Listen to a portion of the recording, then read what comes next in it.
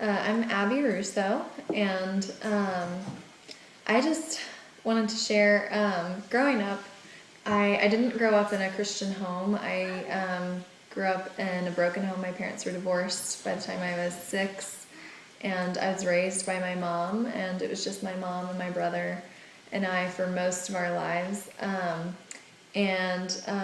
So really I came out of a very tumultuous childhood. My father was he was physically abusive to my mom and emotionally and verbally abusive really to all of us.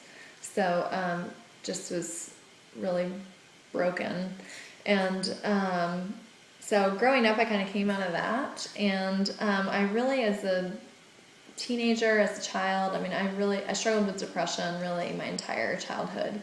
And it was really, it was a very secret thing. I kind of knew that it wasn't normal to feel that way, and I think if I had seen a counselor or told someone about it, I definitely would have been diagnosed with childhood depression. But so kind of carrying that into my adolescence, I really just feel like I sought out satisfaction or some kind of sense of normalcy or peace in anything I could find. So I really, as a teenager, I went from relationship to relationship to relationship, on and on and on and on, and did drugs and drank a lot and partied. And the crazy thing is I managed to stay a straight A student, but honestly that was kind of a curse, because that meant that no one ever questioned my life or my choices, and I wish they had. I wish someone had noticed and kind of stepped in to help. And but really it all kind of culminated my senior year of high school. I had been in a relationship with a guy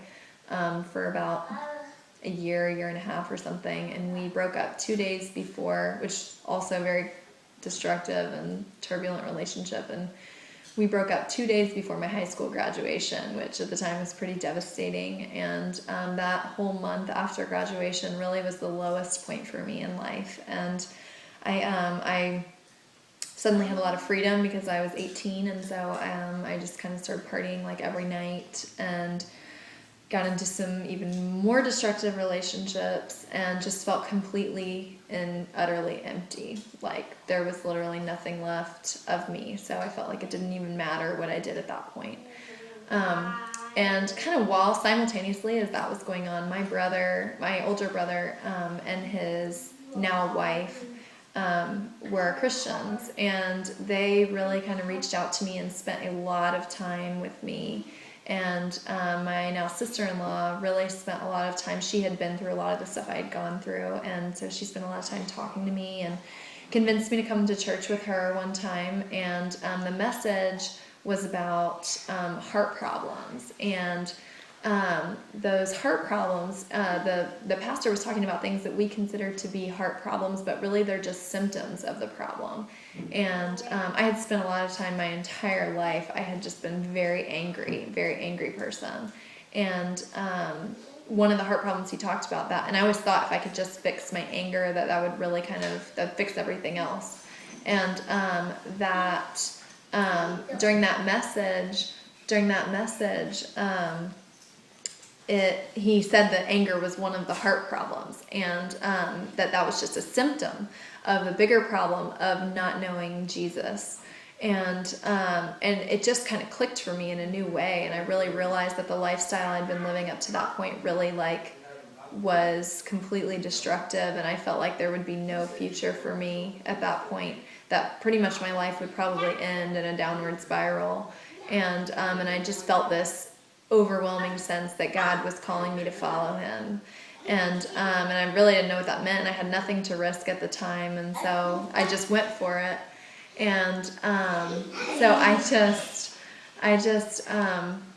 I laid everything down. I really, it was a little bit of a process. Like that was July of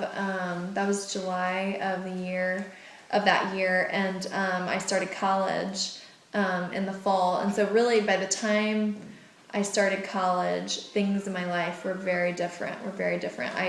actually felt peace. I felt joy.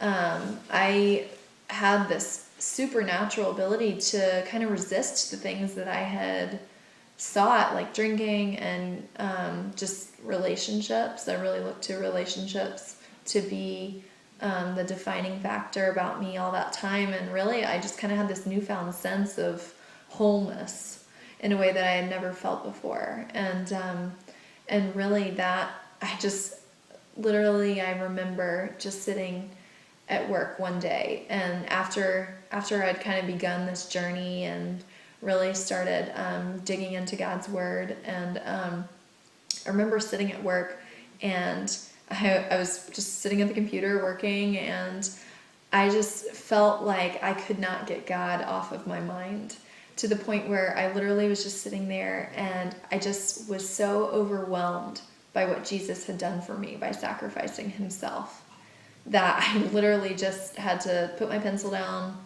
stop typing, and I just sat there stunned.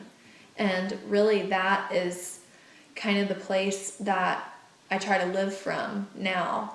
And really I believe that the path that I am now, I'm married, I have 2 kids, married to a pastor, which if you knew me before, you would be really, really, really surprised at that fact. But I really just, I honestly believe that my future would have been done if I had continued on the path that I was on before. And I believe that the future that I'm living right now, that did not seem like a possibility before, I am certain that that is only made possible by the hope that's found in Jesus. And that's the thing he says,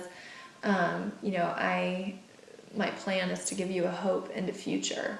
And that's exactly what I didn't think I had any chance of getting. But that is the free gift of grace, of salvation. And I am eternally humbled and eternally grateful for the sacrifice that Jesus made for me. And I'm grateful for where I am today. I live every day out of that gratitude. And that's my story.